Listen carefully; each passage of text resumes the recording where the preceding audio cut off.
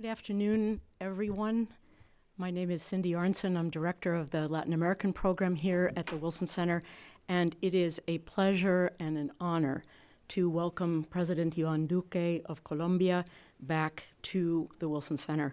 This is one of our very first public as well as virtual events since the beginning of the COVID-19 pandemic some 18 months ago. So it's especially gratifying to welcome President Duque as one of our first in-person guests as we try to get back to some semblance of normality in the workplace. I want to extend a warm welcome to members of President Duque's family and distinguished members of his administration who are with us here today, the President's Chief of Staff, Maria Paula Correa, the Minister of Trade, Maria Jimena Lombana, the Minister of Environment, Carlos Correa, who is joining us once again, the President of the Colombian Senate, Juan Diego Gomez, and of course, our dear friend, Juan Carlos Pinzon, Colombia's distinguished ambassador to the United States. I believe Carlos Vecchio, the Venezuelan ambassador to the United States, is also joining us for today's gathering. Colombia and the U.S.-Colombian relationship have been central to the work of the Latin American program for decades, and this focus will continue as Colombia works to accelerate its economic recovery, overcome the effects of the pandemic, and also as the country holds presidential elections next year. It is also a distinct honor to introduce and welcome Senator Tim Kaine of Virginia, a former vice presidential candidate, and one of Latin America's staunchest champions in the U.S. Senate. Senator Kaine is a member of the Foreign Relations Committee and is chair of its subcommittee on the Western Hemisphere. And in his official duties, he brings a unique sensitivity to the region's challenges. Because just after graduating college and long before his entry into electoral politics, a young Tim Kaine ran a technical school founded by Jesuit missionaries in Honduras, where he trained teenagers to become carpenters and welders. And this vision of service, this vision of the needs of developing countries, of the importance of creating opportunities for productive work, have continued to inform Senator Kaine's professional career.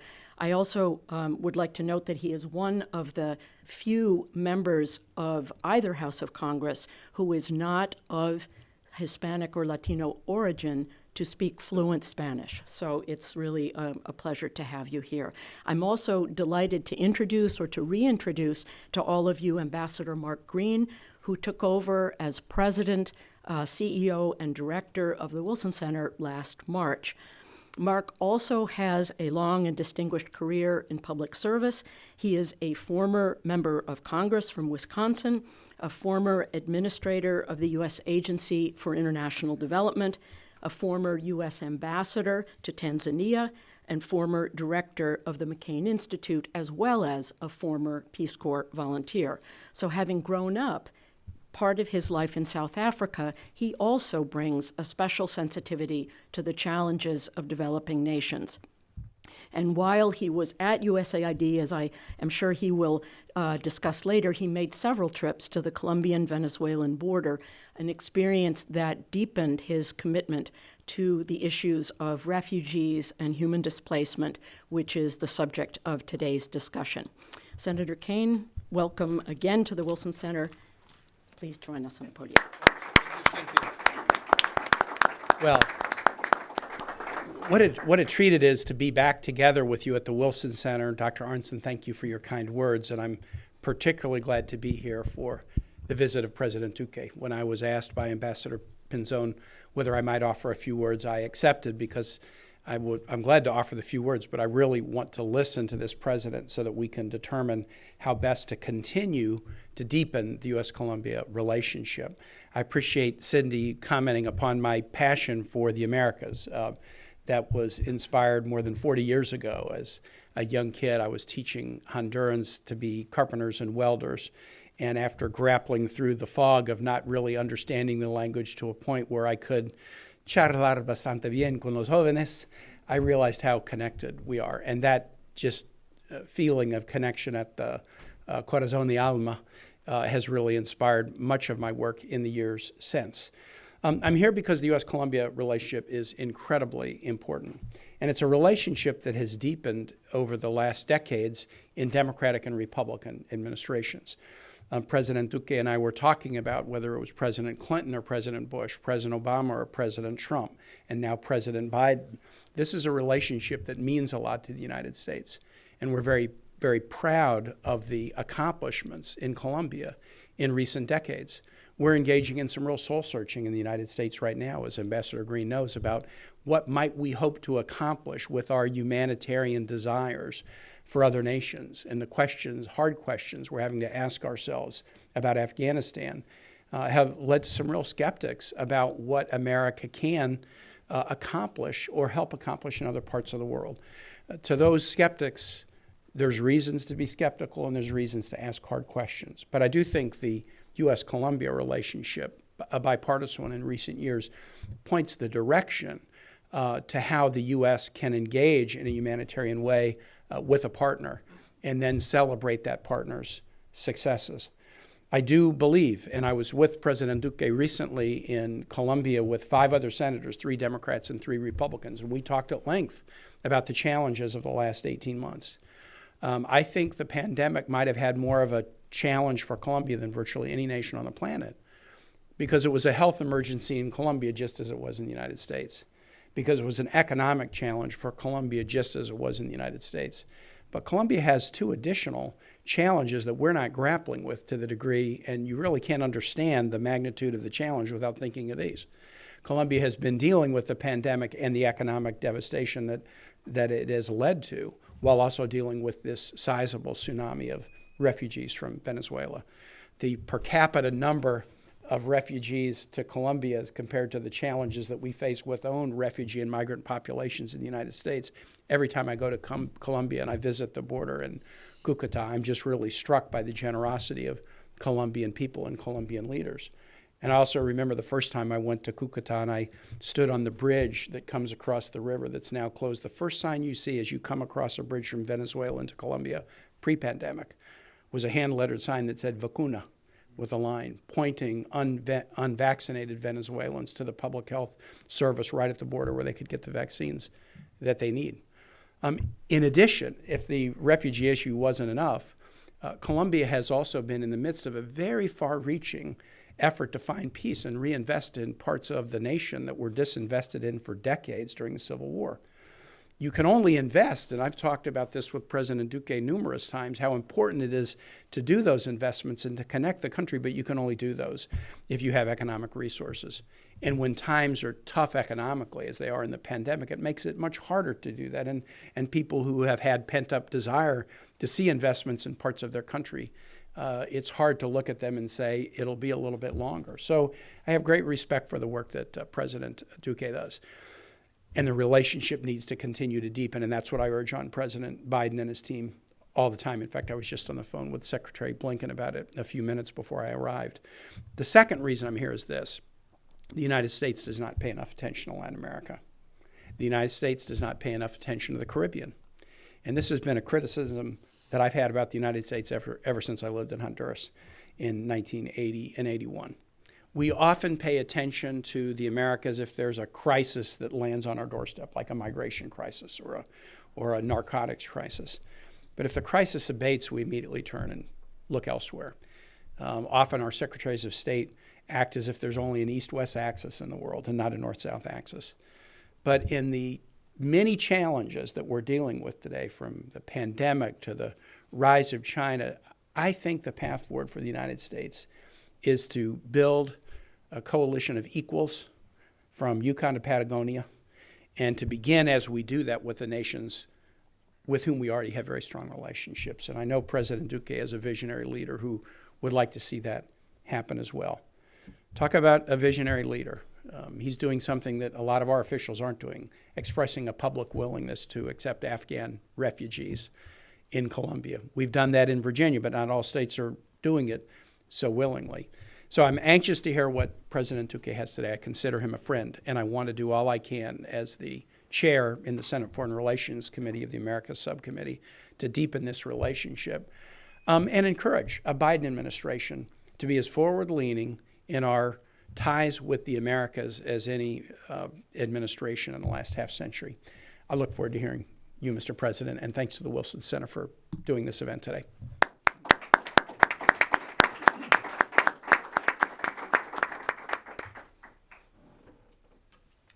Good afternoon, everyone. I'm Mark Green, president of the Wilson Center. Thank you, Senator Kane. It's always great to have you here, to be with you, and to listen to your vision for leadership in the Americas. I wholeheartedly agree. Dr. Arnstein, thank you, and thanks for your great work. And thanks to everyone for being here today. Welcome to this special event, Humanity in Motion, a conversation with Ivan Duque, President of Colombia. So I first met Ivan Duque when he was president-elect and I was administrator of USAID. It was backstage at the Concordia Summit in Bogota. I remember asking about his plans for Colombia and his hardworking people. They were big plans, from extending economic hope to areas too often left behind, to reforming the tax system to make it more competitive and to spur economic growth and investment, to making higher education more accessible for a restless young generation. So little did I know then that I would visit Colombia 5 times as administrator, in fact, more than any other country during my tenure. Little did he know then that while he would stay true to chasing those big plans, there would be a few crises and tests along the way. He inherited a peace accord built on hope, but one which in some communities also planted some seeds of resentment. And then came COVID-19. I agree with the senator. Colombia and her neighbors hit especially hard. If that weren't enough, Colombia bore the brunt of the largest mass migration event in the history of the Americas. In the last few years, some 5.4 million Venezuelans have fled Maduro's brutal regime, the largest number into Colombia, and many of them still there. Colombians are a generous people, and they recall those days when they were the ones on the move and in flight. Even so, there is unmistakably a burden on public services and a loss on economic activity. There is an unmistakable impact. Mr. President, one of history's little lessons is that God laughs at every leader. Every new president is quite certain what they will prioritize and what they will work on. But tests and crises tend to rear their ugly head and put some challenges in that path. Natural disasters, man-made disasters. I know some might wonder what might have been, what your leadership could have achieved had these challenges not erupted. But others, no doubt, are grateful that yours was the steady hand leading Colombia during these important times and these challenging times. Today's event is entitled Humanity in Motion, not merely to reflect the waves of poor Venezuelans who have fled into Colombia, but also, Mr. President, to recognize your leadership as they have fled from their homes. When Congress created the Wilson Center more than 50 years ago, their legislation directed us to strengthen the relationship between the world of learning and the world of public policy. We're dedicated to knowledge. We're dedicated to history's lessons. And I know, we all know, that there's much we can learn from Colombia's experiences.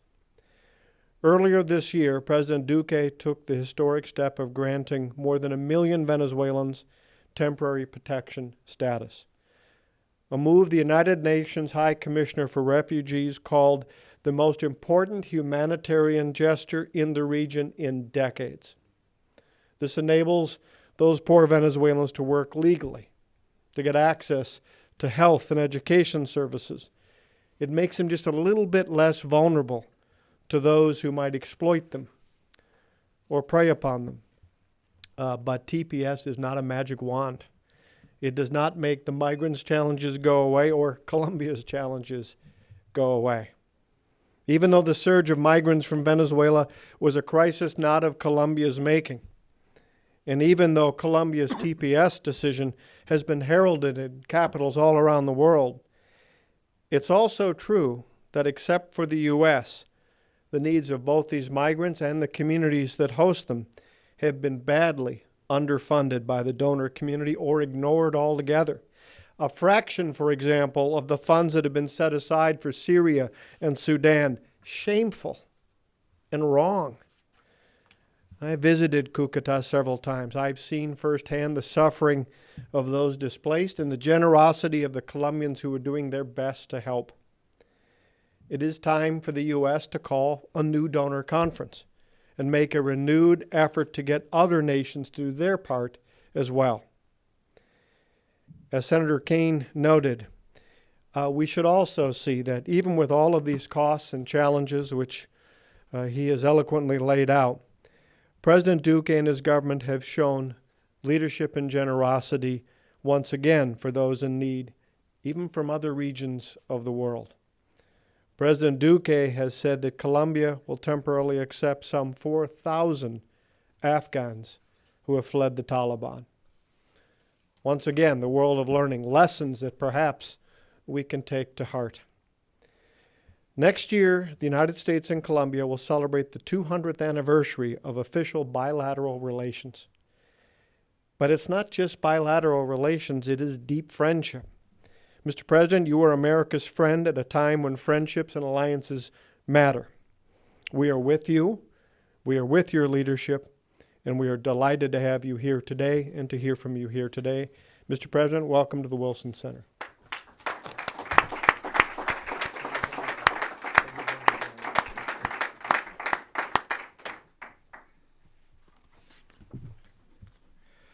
Good afternoon. It's a great pleasure to be again here at the Wilson Center. Senator Kaine, thank you so much for your kind words. It's always with friendship and admiration that I welcome your presence. And I also want to thank you for your visit to Colombia, where your leadership allowed us to have such an important delegation. Thank you so much. Thank you, Ambassador Green. It's great to be again here at the center. And it's also great to see you because we know how much you've done for our country and we value all your initiatives that made an impact on the lives of thousands of Colombians. Thank you, Cindy, again. We've been friends for many, many years, and it's great to be back at the center and to be here discussing about things that we've done in Colombia and also the road for the country. I also want to express my gratitude to Ambassador Pinzon, and also to the President of the Colombian Congress, Juan Diego Gomez, who's here, my Chief of Staff, Maria Paula Correa, Minister Lombana, Minister Carlos Correa from Environment. I want to express my gratitude to Eddie Acevedo. Thank you so much, Eddie. It's great to see you again. My best regards to Alex Valderrama, Charles Cobb, Jorge Wildenberg, J.B. Simcoe, Kenneth Slatter, Jackie Slatter, Kenneth Slatter. Thank you so much for joining us today. Eric, it's great to see you. I also want to express that it's great to be back in Washington. I lived here for 14 years, and it's great to be in a great moment where we should be participating tomorrow in the United Nations General Assembly. I was thinking about how to approach this conversation in my brief remarks so that we can have a good Q&A session. And I just wanted to mention that 3 years ago, I visited the center, and I said what the vision that we had for Colombia was. We're talking about three concepts: the rule of law, we call it legalidad, the entrepreneurial spirit, emprendimiento, and why the way we connected both should lead us to have equidad, which is a good way to say how do we close the gaps. In 3 years, many things have happened. And even though we have been facing a very complicated moments of a COVID-19 pandemic, what's interesting is that we've never lost focus on what we wanted to achieve for the Colombian people. In 3 years, we said that it was our duty, our moral duty, to face narco trafficking, to be able to fight all forms of corruption, and at the same time to be able to make the right denouncements in the international community so that dictatorships like the one that has been ruling Venezuela could have all the diplomatic pressure to start making a change. In legality, in these 3 years, and great to see you, Dr. Samper, again, in these 3 years in legality, we have been able to achieve the lowest homicides rates in almost 4 decades. In 2019, we had the third lowest homicide rate in Colombia, and last year, the lowest in 46 years. And that demonstrates that when you have the combination of social investment and the rule of law throughout the country, you can make big changes. We've also fought narco-trafficking because narco-trafficking is the enemy of peace in a country like Colombia. And we not only achieved last year 130,000 hectares that were manually eradicated, but we also last year were able to demonstrate that we can have the largest amount of interdictions in our history, interdicting more than 500 tons of cocaine. And we have registered the highest number in the interdiction participation in the Americas, representing almost 50% of all the drugs that are interdicted, and that is saving lives in the United States streets. But also, we had the largest destruction on labs. And we decided that if we were going to make this fight successful, we had to make a big investment in terms of peace with legality. And 3 years have passed. Many people, for political reasons, just want to say nothing has been done. But then I always think on this great phrase of Daniel Patrick Moynihan here at the United States, where he says, in politics, you're entitled to your own opinions, but not to your own facts. So when it's about facts, we have demonstrated that we have been able to have massive land titling. And I have to thank you for that, Mark, because when you were a USAID, we made the largest massive distribution of land titles. And by December this year, we're going to grant 50,000 titles of property ownership throughout the country. And this is in just 3 years and a half. And this is surpassing what was done 8 years before, where there were 35,000 titles, or even in the previous 8 years, where there were 25,000. So it had a lot of political willingness, and this is changing the lives of many people. We decided to put forward a national cadastre, a multi-purpose cadastre, in order to embrace the regional focused development plans. And that's also taking place in a rapid way in the country. And I could mention more details, but I think in essence, what we're doing in terms of legality and building peace with legality is that the values of truth, justice, reparation, and non-repetition can really be generating confidence throughout the country. The second thing that I also mentioned when it comes to legality is that we have fought corruption like no other time before. We passed legislation in order to make public all the income tax declarations from high officers, also to make public all the conflicts of interest. And when people are sanctioned for crimes that represent crimes against the state that are pure corruption, there's no longer what we called residential prison or imprisonment. They have to be in jail. And we're now promoting a bill that has been discussed in Congress so that we can lift the corporate veil of corporations. And if there are companies that have been involved in corruption, we not only lift the corporate veil, but we go against those who make the decisions. So this is happening. And at the same time, we decided that for the sake of legality, we should retire ourselves from UNASUR, and we should denounce Nicolas Maduro before the International Criminal Court. Nicolas Maduro, in my opinion, is the equivalent of a Slobodan Milosevic in Latin America. This is a brutal dictator. This is a guy who every single day brutalizes its people, and he has destroyed all elements of independence in institutions. So we denounced, and we have supported the Venezuelan communities. And we have decided to make a very bold move based on principles, which is to embrace the 1.8 million brothers and sisters that have left Venezuela with frozen bones, with lacking the access to many services, and be able to say, even though we're not a rich country, it is our moral duty to allow them to have access to opportunities in Colombia. With my team in the presidency, with Maria Paula Correa and the director of migration, Juan Francisco Espinosa, and many other agencies, we thought this was going to be more complicated. USAID gave us a lot of support. So did Filippo Grandi and some other agencies. And as of today, we have more than 1.3 million Venezuelans that are already registered with biometrical recognition, and they will have their card in the next months. And that makes a difference. And that's also based in legality.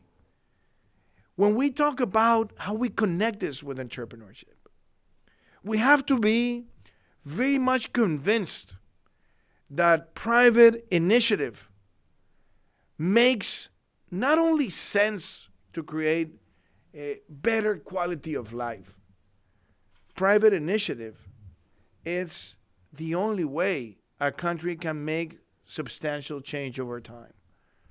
And I have been a clear advocate of private initiative, but we also started to promote the concept of entrepreneurship, thinking on B Corps, benefit corporations that not only conceive the role of doing good, but doing well and allowing people in need to have opportunities.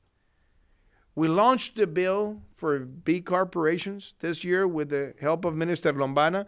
We're going to get to 1,000 B Corps registered in Colombia, and we'll be the #1 country in the world with B companies that are registered. But we are also training 100,000 programmers to have the workforce that will be demanded from the technology sector. We decided to create an entrepreneurial ecosystem. We have now more than 20 centers around the country where we have co-working opportunities, training opportunities, and we get the entrepreneurs to connect where their demand is. And we decided to embrace a fiscal policy where we will reduce the weight of the tax burden on private corporations, and we did it in 2018. Then the Constitutional Court in 2019 said we had to start from scratch, and we did it, and we moved it again. And with that, we ended at 2019 growing above the world average, regional average, OECD average. We also were able to expand tax collections by 10%, and we were able for the first time in almost a decade to register a primary fiscal surplus. That demonstrated that it was the right policy. 2020, the pandemic came. We never anticipated that such a painful moment could happen to the world. And when I look a year and a half backwards, I realize that we all had to face this challenge without a playbook. But we have done something that is resilient enough. We were able to duplicate our ICUs. We were able to massify vaccination. We were able to pay for the first line services and the personnel who save lives. We were able to create a PPE reserve to protect the people that were deployed throughout the country in the healthcare system. And we also created the strongest social safety net in Colombia's history, where we have been able to provide subsidy of 40 or 50% of the minimum wage to almost 4 million formal workers. And we created a universal income for the poorest of the poor, and we have been able to grant non-conditional cash transfers to almost 4 million households, benefiting more than 10 million Colombians. And we also put in place one of my dreams that I had for Colombia, that I shared here at the Wilson Center, that was to have free public university education for the poorest of the poor and the emerging middle class. And we also created a special subsidy focalized on helping the private sector to hire youngsters. So we grant a 25% subsidy equivalent of paying for the Social Security in order to hire people between 18 and 28. We launched that almost 8 weeks ago, and what we have seen is that more than 55,000 youngsters have been hired because we have this right incentive. So there's something that we want to promote with enthusiasm. And we have been able to look at the energy transition. Even though we were facing the pandemic, the energy transition has taken place in Colombia. We have been able to expand the highways, the 4th generation. We're now opening the 5th generation bits. We're interconnecting the country. More than 3 million households today have received fast-speed internet due to the regulation changes that we empowered in the country. And when it comes to equality, closing the gaps, the investment in tertiary roads, the investments in electrification, in water and storage, and also the capacity to connect the local peasants with the people who could buy their products without intermediation has allowed us to put us in the road to be granting 300,000 of those kinds of contractual agriculture by August next year.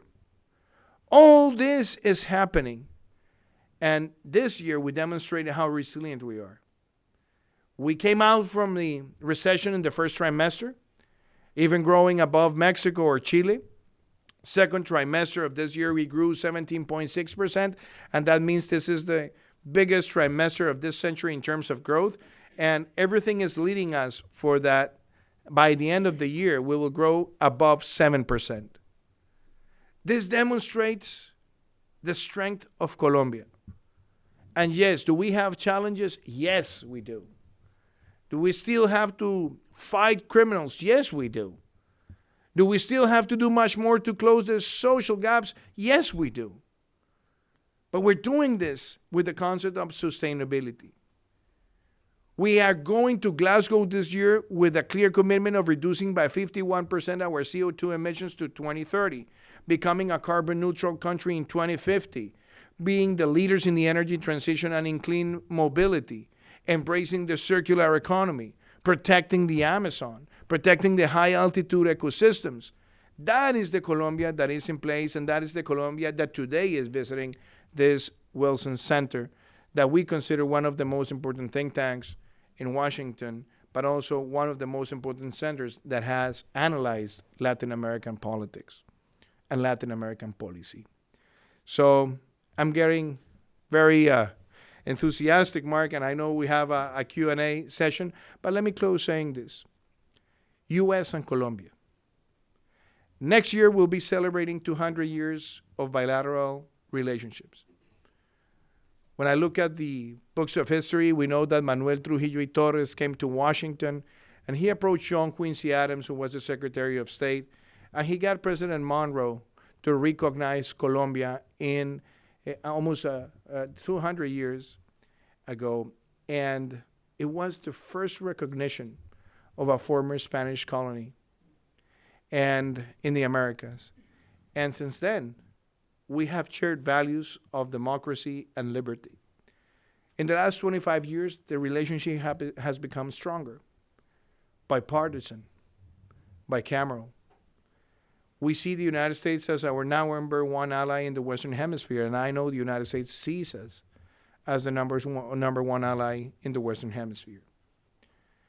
We want the American people to know and feel in their hearts that what has happened in Colombia in the last 25 years, it's a good symbol of great diplomacy.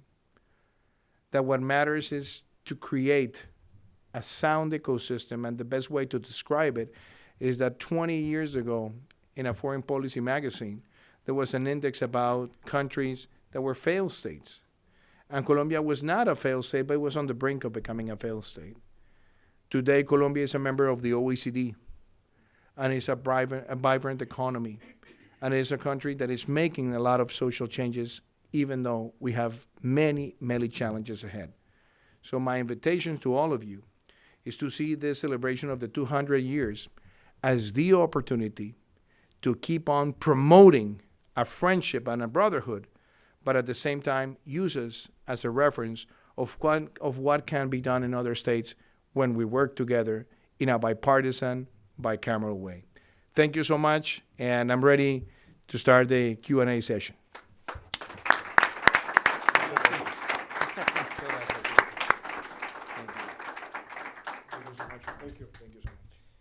Mr. President, again, thank you. It's great to have you here with us. So next month, the Wilson Quarterly issue that will come out is a special issue dedicated entirely to human displacement. We have 83, 85 million displaced people around the world. And so I would also point out that President Duque is actually one of the authors, is going to contribute to the Wilson Quarterly. Without giving away all that you are going to write, as we grapple with displaced communities around the world, what lessons would you offer up from your experience over these last couple of years? What lessons do you see for us as we all grapple with humanity in motion? Ambassador Green, I strongly believe that there are many phases to displacement and massive migration. Definitely violence is one. And in a country like Colombia, if we want to put an end to that particular situation, we definitely have to look at illegal mining and we have to look at illegal drugs. When Ambassador Pinzón left the Ministry of Defense, Colombia had 50,000 hectares of coca crops. 4 years down the road, we were above 200,000, which is more than we had when Plan Colombia started. Is that a failure? No. It is just to know that coca crops is like, and I'm using this parody, is like poison ivy. If you don't cut it every day, it'll grow back again and it'll grow faster. So we had to recognize that more coca, less peace. More coca, more crime. So that's why we decided to stop that growth and start taking the numbers down, combining many elements. And I have to say that we have to still figure out the co-responsibility action plan. Because today, countries like Colombia are also consumers. But nobody has said anything about what happened in 2020, where the consumption of illegal drugs throughout the world, and especially in the higher income countries, had an exponential expansion. So if we want to stop that displacement coming out of that violence, we have to see that as the tool. The second thing is illegal mining, which is also a way to connect the whole criminal network that we have in Latin America. Maduro provides safe haven to FARC, ELN, Clan del Golfo, you name it, or most of those groups. And they're all connected into the illegal exploitation of mines, and they brutalize a lot of people. So if we want to put an end, we also have to denounce this, and we have to do something worldwide in order to have a registry of all the yellow machinery that has been moving for this industry, because they are not assembled by rookies. It takes a long time to assemble in the midst of the Amazon a big yellow machinery equipment. But there's also another element, migration that comes out of poverty and authoritarianism. That's the tragedy in Haiti. That's the tragedy also in the southern border of the United States, where a lot of people are just wanting to cross and multiply themselves by the exchange rate. So the only way that I see that we can do something to prevent that is to have the nearshoring and open opportunities to generate sustainable employment in the Americas. And last but not least, something that is going to happen more frequently is the refugees from climate change. More natural disasters, more destruction, more coastal erosion is going to have more pressure. So we better act boldly and rapidly to protect those areas in the Americas that are under attack by the effects of climate change. And if we don't do something bold and rapid, they're going to be chasing the southern border of the United States or other countries in Latin America to multiply themselves by the exchange rate. Sorry if I took too long to respond to that answer, but I think in the context, those are the three most important pressures on migration and also on displacement in the region. You're saying there are many causes and therefore many things we must all work on and attack. So, Dr. Arnstein. Sure. President Duque, thank you again for your remarks. Colombia, as we know, has presidential elections next year.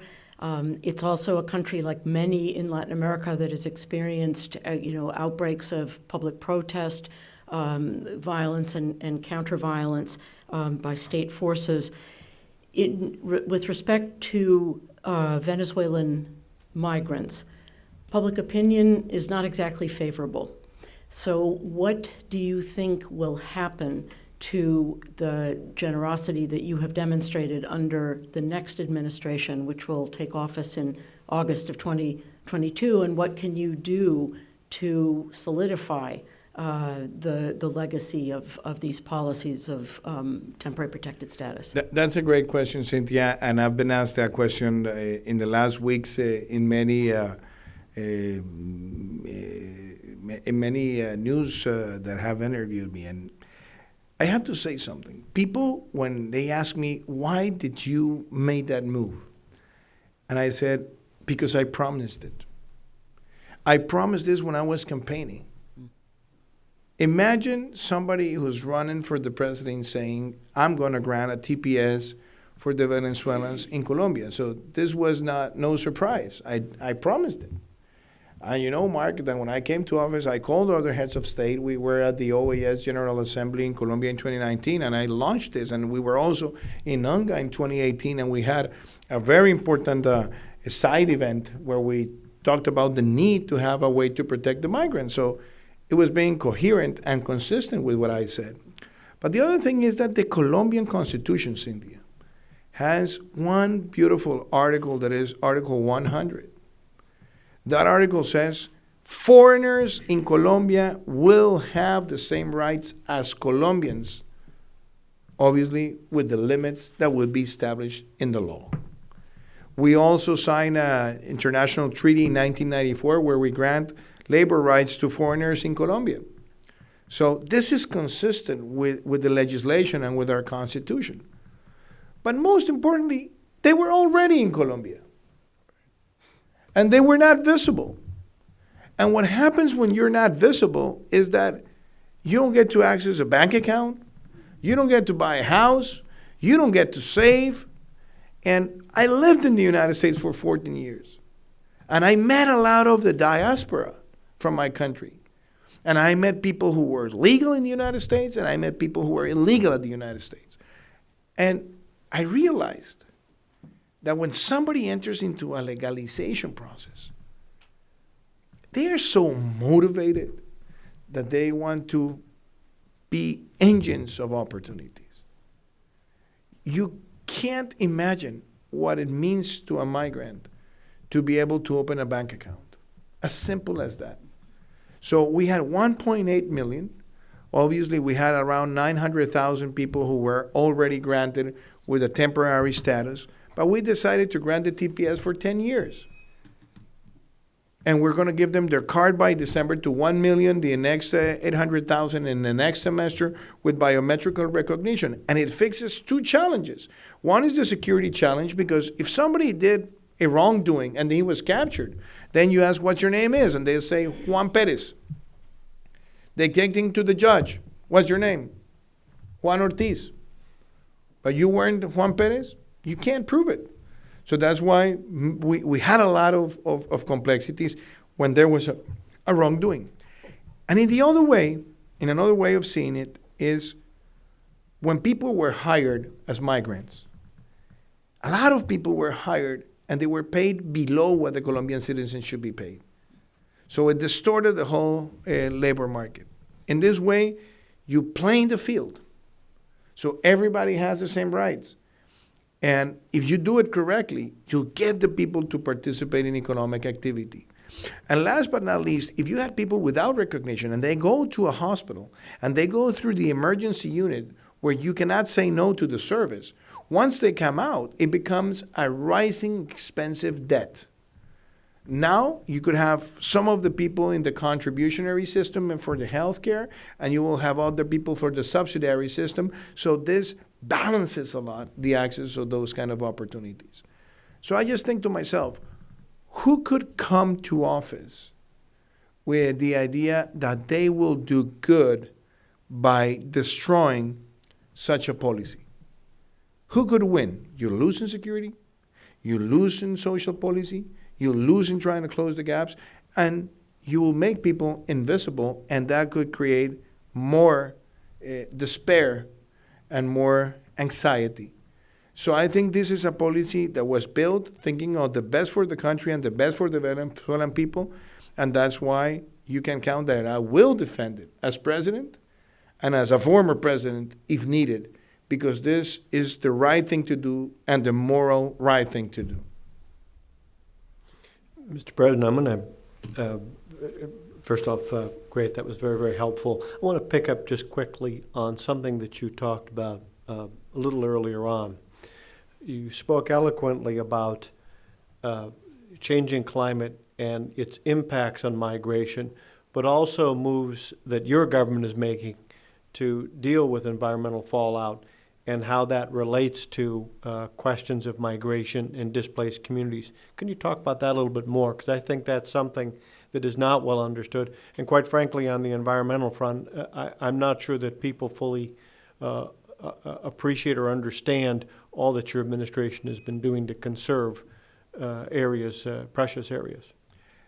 Mark, I'm a true convinced of environmentalism as a cause. And this is, climate change is the biggest issue of our time. And we just have to act individually and collectively. Things that have happened in these 3 years: when we took office, only 0.2% of our energy matrix was conventional renewables. And now with projects that have already been inaugurated, that are being built, and that will be inaugurated in the next 14 months, we're going to pass 2,500 megawatts of installed capacity, and we're having a new bill for 4,800 megawatts. So this makes Colombia the leader of the energy transition in the hemisphere, or at least in Latin America and the Caribbean. Clean mobility. We had an act, and we started giving incentives to start moving to electric vehicles, and we had the plan to get to 6,000 by the end of my term, and we're getting to the 6,000 by the end of this month. So last year, the amount of sales of electric vehicles was 90% above 2019. And this year is going to be almost 200% above 2020. So that process is in the making, and we have now the largest public transportation fleet in electric vehicles, and the same in cargo. So the incentives are there. Circular economy, we launched a policy. We enacted the Leticia Pact with other heads of state to protect the Amazon. We subscribed a plan to protect the high altitude ecosystems known as páramos. We're protecting the coral reefs, expanding the national parks and the protected areas. And just to say it in a good comparison, the 59 national parks that we have in Colombia are the equivalent of the size of Ecuador. So we're protecting, but we have to do much more. We have to reforest. That's why we joined the 1 Trillion Trees Initiative with the World Economic Forum, and we said that we wanted to meet the target of planting 180 million trees by August 2022. And Minister Correa, every single time I see him, he knows I'm asking how many trees today, and he knows that we're going to get to 120 million by the end of the year. And this is a commitment. But I made a comment this morning in a closed meeting that we had with other heads of state looking towards Glasgow. I have two major concerns. One is that the pandemic is not over. And many countries have to keep on spending to protect the poorest of the poor, protecting the social safety net, and trying to close the social gap. And at the same time, we all have to do investments to reach carbon neutrality by 2050. And everybody is indebted, the fiscal deficits are high, and the rating agencies are evaluating emerging markets with pandemic eyes. So with the level of debt that you have, I just want to know who's going to pay for this, because you need to have a private sector effort, but you need to have the public sector doing the same thing. So it brings me to a proposal that I want to drop here in the conversation, and I will be talking about this in the UN General Assemblies. we need to have the IMF working with emerging economies so that every structural investment on climate action and energy transition should be considered out of the average fiscal deficit analysis. As we have done it in the past with infrastructure in some countries, this is a way so that we can all accelerate the path of carbon neutrality. Colombia is playing a very important role. And we have to think on the concepts of carbon neutral, and as Christian Samper has said it, nature positive. Because you can be carbon neutral and generate a lot of damage. So you have to be carbon neutral and nature positive. Colombia wants to lead that conversation and protect more areas, and we're doing this in marine coastal areas. So we are using this example of making this call to the IMF because we need to be able to get more financing in order to accelerate this process. We cannot rely on donations, and we cannot rely on the private sector as the only one that has to pay the bill in order to make this transformation. So Colombia is putting this conversation before the eyes of many, and we're going to be in Glasgow in the High Coalition Committee about energy transition. So all this will be put on the table with the leadership of our country.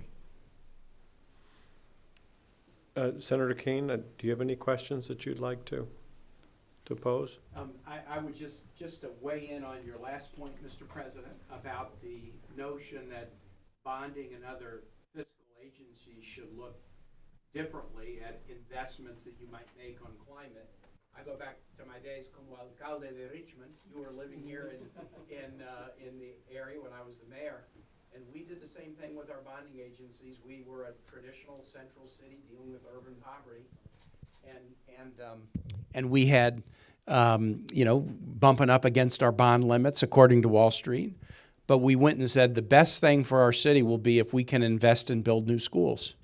And we would like to make that investment, even though it would put us above some of the bond limitations, because if we can attract more young families to want to move to our city, this will be the best thing for the long-term fiscal health of the country. And they looked at that plan and said, you're right, you're going to be up above some of your bond limits, but that is the kind of investment that's the long-term investment that you need to make. So I think I hadn't heard this idea before. It makes perfect sense to me. And, I hope a coalition of heads of state making that argument together could, you use the phrase, the financial agencies can't look with pre-pandemic eyes at a post-pandemic reality. We're in a post-pandemic reality, and they need to be more creative in a plan of the kind that you mentioned. Hadn't heard of it, but to me, it makes a lot of sense. We have time for one more question. Cindy? Sure, thanks. I want to add something on what Senator Kane has mentioned, and yes, I think that's one step. The other step is also having debt relief based on climate action objectives that are met, and maybe something that has to be also in the discussion is how can we build mechanisms in which we unify carbon markets around the world so that we can seal protected areas, and the amount of carbon that is captured can also allow countries to have resources. So we're thinking on that green financing, and I think this is as important as adaptation and as mitigation, Senator. Thank you for your comment. Great. Last question. Going back to the refugee situation, combating xenophobia in Colombia is a huge task. The public opinion polls obviously are not favorable to this large presence, of Venezuelans with so much need still, in the Colombian population. But the government has launched these campaigns using media stars and entertainers and musicians and whatever to the campaign Colombia Sin Fronteras. At a time when most countries in Latin America are looking internally, how can there be regional action in other countries, including Peru, Ecuador, that are hosting large migrant populations to combat xenophobia and deal with this as a regional issue as opposed to country by country? Cynthia, Colombia has today the equivalent of 4% of our population in migrant communities. Ecuador has 4% of their population in migrant communities. Peru has 4% of their population in migrant communities. And maybe Chile will be almost the same. So this is something that is happening in the hemisphere. I have to say something. I thought it was going to be more complicated to be able to do the pedagogy of that decision. I have the president of Colombian Congress here with me, Juan Diego Gomez, and we had a full support in Congress. I mean, with maybe a few exceptions, people supported the idea of the TPS. Most of the governors supported the idea of the TPS. And most of the mayors, and when I mean most, it's really more than 90% of the mayors supported the TPS. And I think that has a value. Now, can that last forever? That's the challenge we have to face, because in nowadays of fake news and hatred derived from armies of bots and hashtags and trends, you have to be very persuasive in telling the community that xenophobia needs to be rejected bluntly at the minute it happens. So the only way to prevent this is through the TPS. Because what people don't want to see is if, for example, any migrant commits a crime and he is being released by the judges 24 hours, 48 hours, because they don't have the capacity to recognize whether it's the same person or not. The TPS allows that if somebody has a wrongdoing and it's part of the migration community, he'll get sanctioned or he'll be expelled. But also people that said that their jobs were taken away because they were paying them less. Today, when you play in the field, they no longer can use that sentiment to exacerbate hatred. So I think this is a matter of having policy, fraternity, technology, and common sense. This is the best way to prevent xenophobia. But obviously, Cynthia, I have to say this. This is not something that can last forever. Because as the dictatorship continues in Venezuela, we're going to see more migration. So that's why there has to be an end to the dictatorship. And this is not a matter of right or left or liberals and conservatives. No, this is a matter of human rights protection. What is happening in Venezuela is insane. It's absurd. And it's really to see suffering.